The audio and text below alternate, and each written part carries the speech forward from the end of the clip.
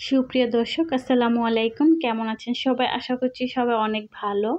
তো আজকে আমি আপনাদেরকে বাসমতি চালের পোলাও কিভাবে ঝরঝরে হয় তা আপনাদেরকে সম্পূর্ণ ভিডিও রেসিপি করে দেখাবো। আশা করছি স্কিপ না করে সম্পূর্ণ ভিডিও দেখে নেবেন।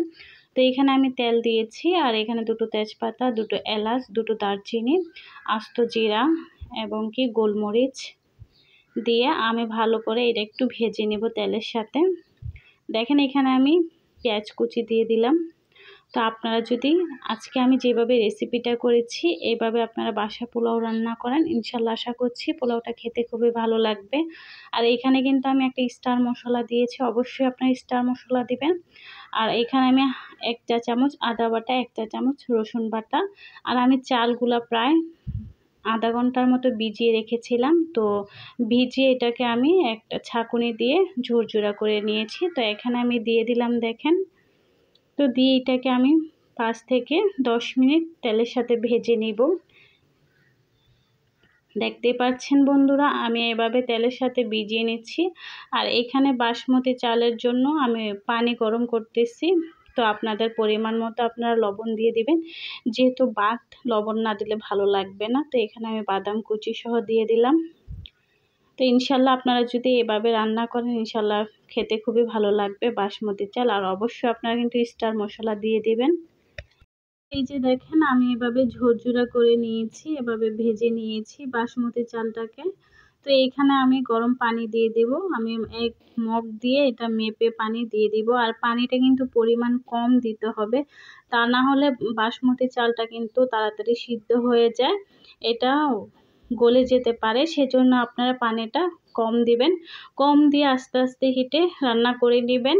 আর পরবর্তী সময় একটা তাওয়া দিয়ে এটাকে বসিয়ে রাখবেন। তারপরে পুরাটাই সুন্দরভাবে ঝরঝরে সিদ্ধ হয়ে যাবে চালটা। এত বেশি পানি দিবেন না। দেখেন আমি কিন্তু অনেক পানি কম দিয়েছি। তো যারা নতুন বন্ধু আমার চ্যানেলটা সাবস্ক্রাইব করতে চান, প্লিজ আপনাদেরকে কত করে বলবো, আপনার ভিডিওর নিচে কমেন্টে কখনো বন্ধু বলবেন না। আমার কমিউনিটিতে পোস্ট আছে, ওইখানে লেটার দিয়ে যাবেন।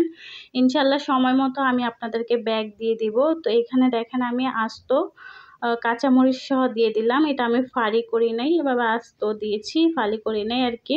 তো এই যে দেখেন এভাবে আমি রান্না করে নিচ্ছি আমার পোলাও রেসিপিটা।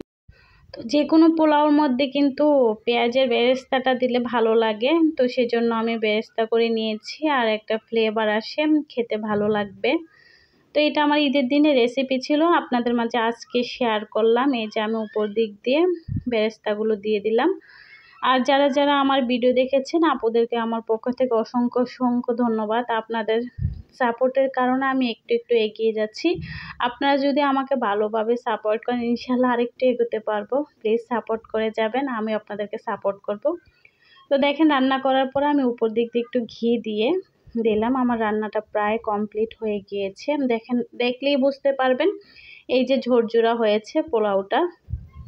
এভাবে আপনারা অবশ্যই বাসায় বাসমতি চালের পোলাওটা রান্না করতে পারেন। যাদের পোলাও ঝরঝরা হয় না, এভাবে রান্না করলে অবশ্যই ঝরঝরা হবে। তো দেখেন আপনাদেরকে আমি বেরেও দেখাচ্ছি কিরকম হয়েছে। তো যারা আজকে আমার ভিডিও দেখেছেন তাদেরকে আমার পক্ষ থেকে অনেক ভালোবাসা রইল। আপনারা সবসময় কন্টিনিউ আমাকে সাপোর্ট করে যাবেন।